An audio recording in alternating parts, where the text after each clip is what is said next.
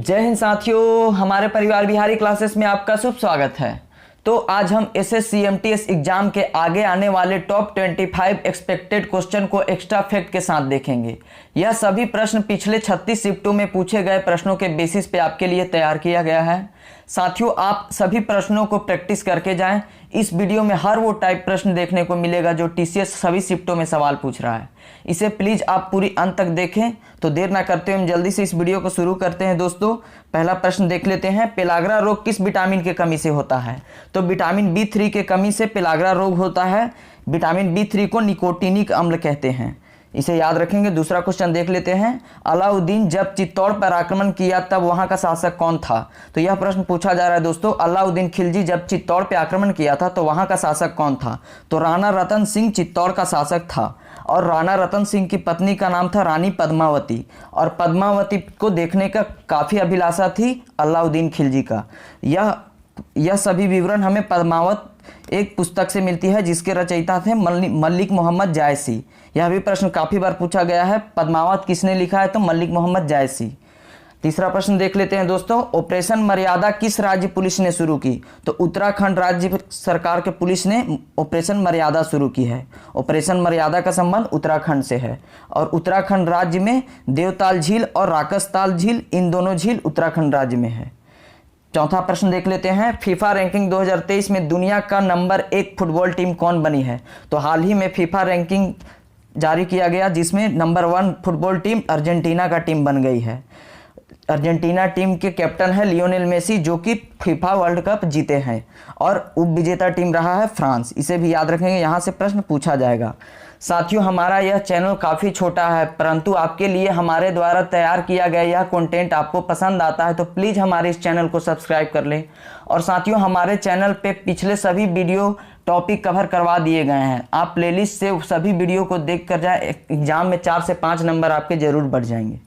पांचवा प्रश्न देखते हैं। भारत के प्रथम महान्यायवादी कौन थे? Who was the first attorney general of India? तो MC Setalvad first attorney general of India थे। MC सीतलवाड़ हमारा राइट आंसर हो जाएगा। और अटॉर्नी जनरल का संबंध अनुच्छेद आर्टिकल नंबर 76 से है। 76 नंबर अनुच्छेद का संबंध महान्यायवादी से है। और महान्यायवादी किसे कहते हैं? भारत सरकार का विधि सलाहकार को हम महान्यायवादी कहते हैं। अगला प्रश्न देखते हैं। भारत के सबसे अधिक आयु के प्रधानमंत्री कौन बने हैं? अब तक के भारत के सबसे अधिक उम्र के प्रधानमंत्री मोरारजी देसाई बने हैं, जो कि सर्वाधिक बार 10 बार बजट पेश किए हैं। मोरारजी देसाई ही सर्वाधिक बार बजट पेश करने वाले हैं। 7वां प्रश्न देखते हैं। पोंग बांध किस नदी पर बनाया गया है? तो पोंग बांध व्यास नदी पे बनाया गया है। व्यास नदी को वैदिक नाम है विपाशा। विपाशा हम व्यास नदी का वैदिक नाम है। मॉन्ट्रियल प्रोटोकॉल कब हुआ था? तो मॉन्ट्रियल एक शहर है जो कि कनाडा देश में स्थित है। मॉन्ट्रियल प्रोटोकॉल 1987 ईस्वी में हुआ था। यह ओजोन परत के क्षय को रोकने के लिए एक दुनिया के द्वारा सभी देशों द्वारा मीटिंग बैठाया गया था, और ओजोन परत के क्षरण को रोकने के लिए प्रयास किया गया था 1987 में।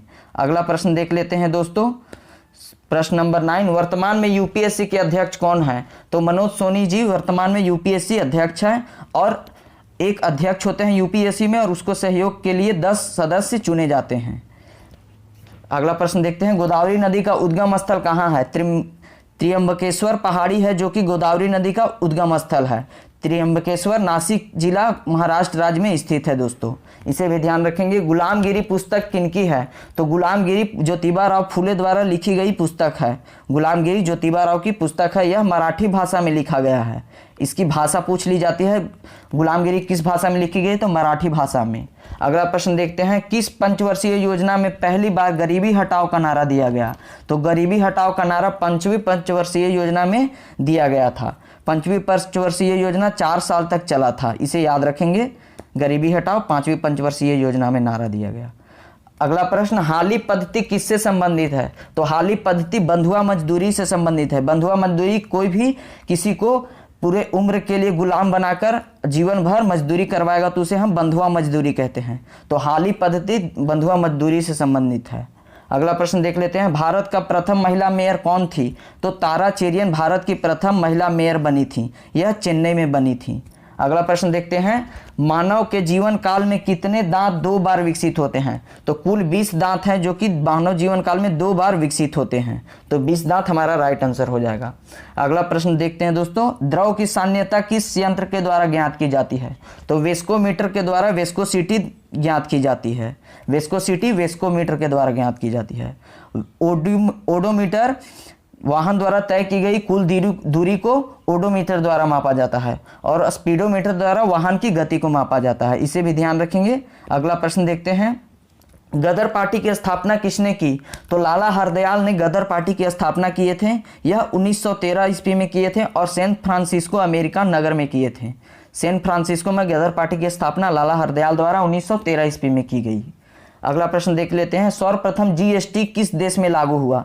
तो जीएसटी जो है कि फ्रांस देश में लागू हुआ था सबसे पहले। उसके बाद भारत में पूछा जाएगा तो 1 जुलाई 2017 को भारत में जीएसटी लागू किया गया। यह 101वां संविधान संशोधन द्वारा भारत में जीएसटी लाया गया था। अगला प्रश्न देखते हैं 19, धातु की शुद्धता ज्ञात करने में किस सिद्धांत का प्रयोग किया जाता है? तो आर्किमिडीज सिद्धांत के द्वारा धातु की शुद्धता की हम जांच करते हैं। आर्किमिडीज सिद्धांत का संबंध उत्प्लावन के नियम से है। उत्प्लावन का नियम आर्किमिडीज संबंधित है। अगला प्रश्न देखते हैं, किस रंग के प्रकाश की ऊर्जा सर्वाधिक होती है दोस्तों? तो नीला प्रकाश की ऊर्जा सर्वाधिक होती है। और तरंगदैर्घ्य सर्वाधिक पूछ दिया जाएगा तो लाल रंग की तरंगदैर्घ्य सर्वाधिक होती है। और प्रकीर्णन पूछ दिया जाएगा तो यह हो जाएगा बैगनी रंग की प्रकीर्णन सर्वाधिक होती है। अगला प्रश्न देखते हैं, ब्रिटेन के संविधान की विशेषता क्या है? तो ब्रिटेन की संविधान की खास विशेषता यह है कि वहाँ की संविधान अलिखित है, यानी कि संविधान कहीं भी लिखा हुआ नहीं है, और लचीला है, यानी कि संविधान संशोधन बहुत आसानी से वहाँ किया जा सकता है।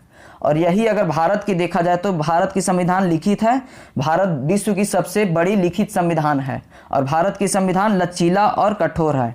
अंशतः लचीला और कठोर भारत की संविधान है। अगला प्रश्न देखते हैं, भारत में ग्रेनाइट की पट्टी तथा स्लेट कहाँ बनाए जाते हैं? तो ग्रेनाइट की पट्टी और स्लेट भारत में उत्तर प्रदेश के ललितपुर नगर में बनाया जाता है। ललितपुर हमारा राइट आंसर हो जाएगा। अगला प्रश्न देखते हैं, टर्की की वान झील की लवणता कितनी है? तो टर्की का जो वान झील है उसकी साल्टिसिटी है 330%। 330% वान झील की लवणता है। और विश्व की सर्वाधिक लवणीय झील पूछा जाएगा तो तुर्की का वान झील ही राइट आंसर हो जाएगा। टर्की यानी कि तुर्की की वान झील विश्व में सर्वाधिक लवणीय झील है। अगला प्रश्न देखते हैं दोस्तों, अमूर नदी किन 2 देशों के बीच सीमा बनाती है? तो रूस और चीन के बीच अमूर नदी सीमा का निर्धारण करती है। और डेन्यूब नदी किन शहरों से गुजरती है?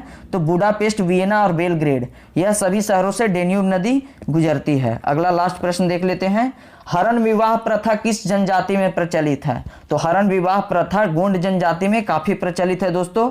गोंड जनजाति भारत की दूसरी सर्वाधिक पाई जाने वाली जनजाति है। इसकी जनसंख्या सर्वाधिक मध्य प्रदेश में पाया जाता है। दोस्तों यहाँ पे यह सभी प्रश्न समाप्त होते हैं। यह सभी प्रश्न आने वाले एग्जाम में संभावित प्रश्न पूछे जा सकते हैं, इसलिए आप इस वीडियो को पुनः देखें और अपनी तैयारी को बेहतर बनाएं। प्लीज़ हमारे इस चैनल को सब्सक्राइब कर लें, क्योंकि बहुत सारे दोस्त हमारे वीडियो को देखते हैं लेकिन चैनल को सब्सक्राइब नहीं करते हैं। तो उनसे आग्रह है दोस्तों, प्लीज़ हमारे चैनल को सहयोग करें और अपनी तैयारी को बेहतर बनाएं। धन्यवाद।